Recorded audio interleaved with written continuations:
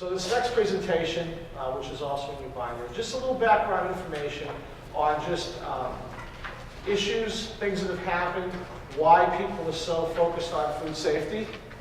And what we've done, we share a lot of information. We decided a couple of years ago, the university, the nutrition department, to go to the Department of Ag Resources and ask for a grant to help us put together an educational program for food safety.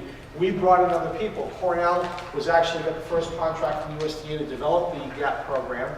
And then Rutgers and one of my former fellow graduate students from Cornell, who's now down working at Rutgers, had put together some good information. Wes Klein, we brought him up a couple of years ago to help get me up to speed to do food safety training. So we're sort of all working together and all of this together. So just a little background. I just want to just go through some things that have happened over the years. So disease outbreaks caused by fresh produce.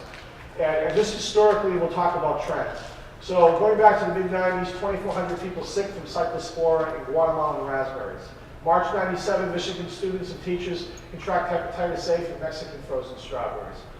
2000 to 02, 4 salmonella outbreaks from Mexican cantaloupe killed 2 people, hospitalized, at least 18. October 03, 2 died, 16 sick from E. coli tainted spinach in California. This wasn't the 06 spinach, this was the 03 spinach. November 03, 3 died, at least 650 cases of hepatitis A from Mexican green onions. May 04, 13 million pounds of raw almonds recalled and 8 cases of salmonella were reported. Now, virtually the entire nut crop in California has to be pasteurized in order to comply with food safety. 04, June 04, 12 cases of salmonella in sprouts. July 04, 429 cases of salmonella come from tomatoes on deli sandwiches. September 05, Dill Fresh Vegetables recalled bag salads after 2 dozen people contracted E. coli. So produce in 06, we had spinach in September, we had carrot juice in September, we had tomatoes in November, we had curly spinach in December, we had Taco Bell in December, Taco John's in December.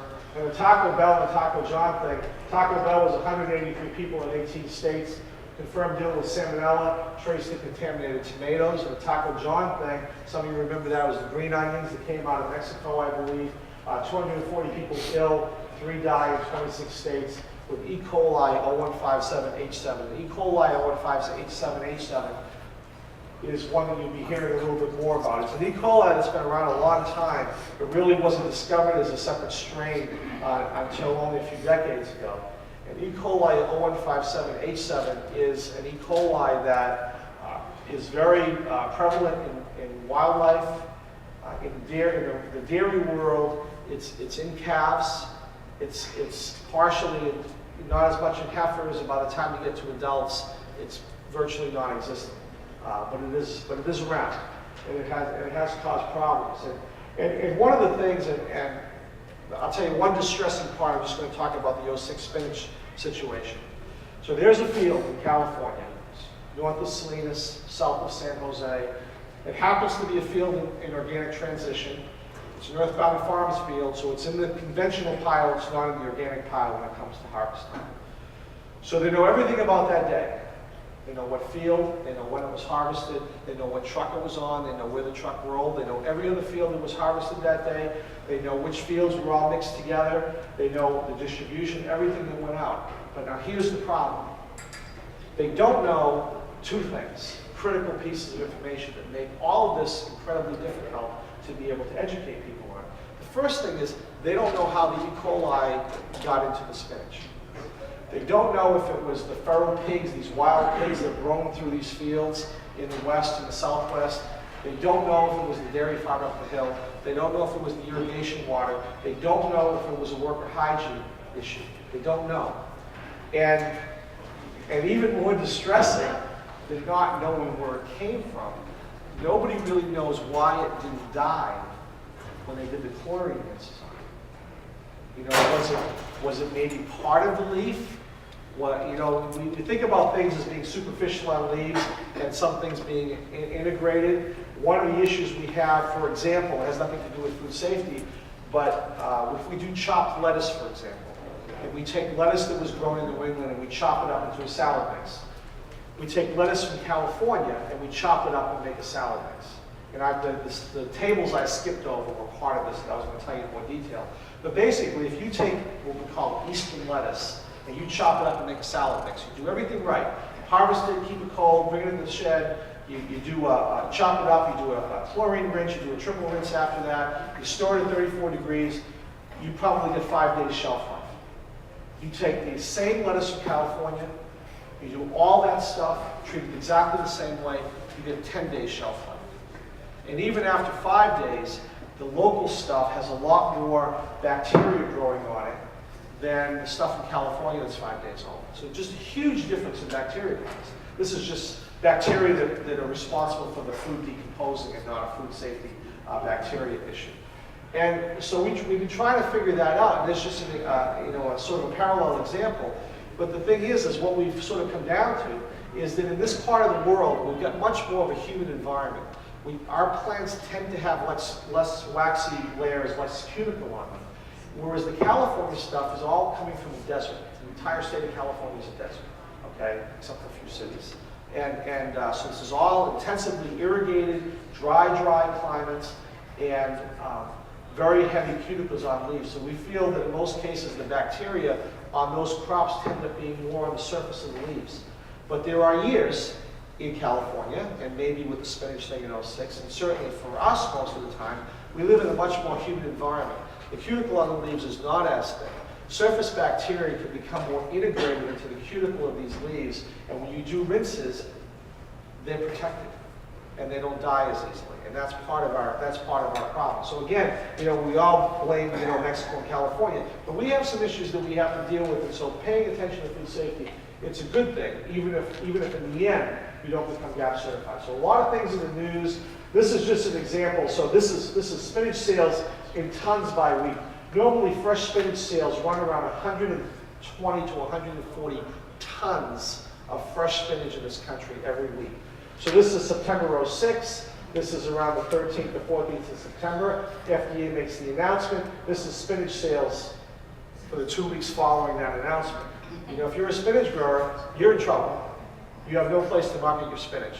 One of the reasons that the farmers in North Florida and in Georgia are so upset over food safety and want everybody to be part of it is because they lost $120 to $150 million a couple of years ago when everybody blamed tomatoes, because that's where they were coming from at that time of year.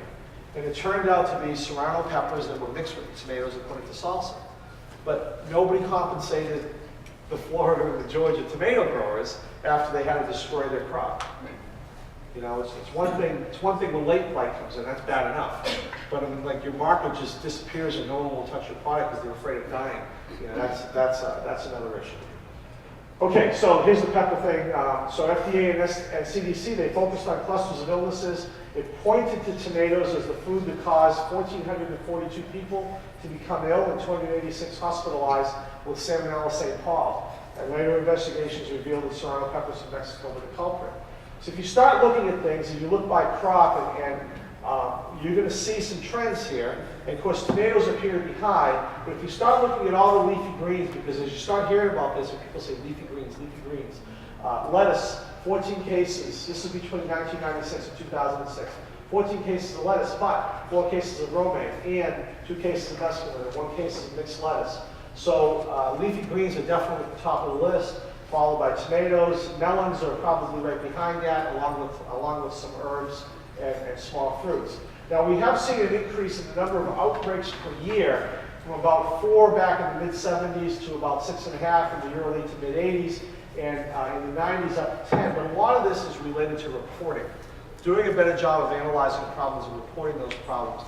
And so it looks like there's more problems over time. In reality, we've just done a better job of putting it together. And before a lot of commingling was going on and people getting bigger and the packaged stuff was out there, it was harder to trace individual problems. So if you had an acre of spinach, and say that acre of spinach you had on your farm had exactly the same problem in that 50-acre field that got mixed with those 1,000 acres in California, chances are no one figured it out. Okay, when you start having 1,000 acres of spinach involved in 45 states, someone's going to figure it out. So between 1998 and '06, produce outbreaks, 5 commodity groups made up greater than 75% of all the produce-related outbreaks. Leafy greens, number 1, 30%. Tomatoes, number 2, 17%. Cantaloupe, 13%. Herbs, mostly basil and parsley, 11%, green onions, 5%. And just one other thing real quick is that when we go down this road with FDA, we're going to be very nervous because when FDA looks at agricultural production in the country in general, they think of you as a cotton grower, as a soybean grower, as a corn grower, as a lettuce grower, as a tomato grower. They're not thinking the reality of the majority of the farms, which are just diversified. So they say, well, only the leafy green growers will be impacted. Well, hello, that's like everybody that grows vegetables in Massachusetts, okay? And it's not just like 15 of us that grow this. So that's a concern that we have. There's a lot of pieces of food outbreaks, bacterial causes like Salmonella and E. coli, viral, including hepatitis A, cyclospora. There's a lot of pieces to this, and we always got to remember that food safety is not just something from the farm, but works its way all the way up through and including to the table and how we handle food in our own homes. In later years, one point I wanted to bring up. Look at the top of this. So in 1973 to 1997, there was 54% of the outbreaks, which turned out to be 103 outbreaks, they were able to identify what the pathogen was. So only just about half. As time moved on, you started looking to 1998 to 2002, 249 cases, they were able to identify the pathogens in 179, or 72% of them. So the ability of people to figure out where the problems are has definitely gone up. But still, there's some things that are up there. But for those of us on the farm, we really focus on E. coli. And in fact, when we test our own water from a food safety standpoint, the one and the only thing that we test our water for is total E. coli. Not E. coli 015787, not total coliform bacteria, but total E. coli is what we test our water for because it's the best indicator of problems that are out there.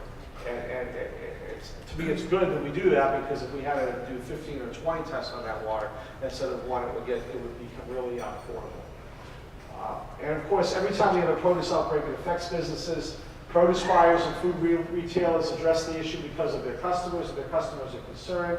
Buyers are requiring third-party inspections of farms that supply produce, and they're looking for certification, just like Hannaford's and Price Chopper have done for GAP certification. Growers also are looking to implement GAP where they are being asked to satisfy buyers and to maintain and increase their markets. Produce is under the microscope. Obviously, we're in the middle of all of this right now. Our elected officials are looking at this. This Congress is constantly changing. We had a big change 2 years ago, another big change. It looks like everybody's in agreement that we have to do something about food safety. Our concern, of course, is that all farmers are not treated the same way.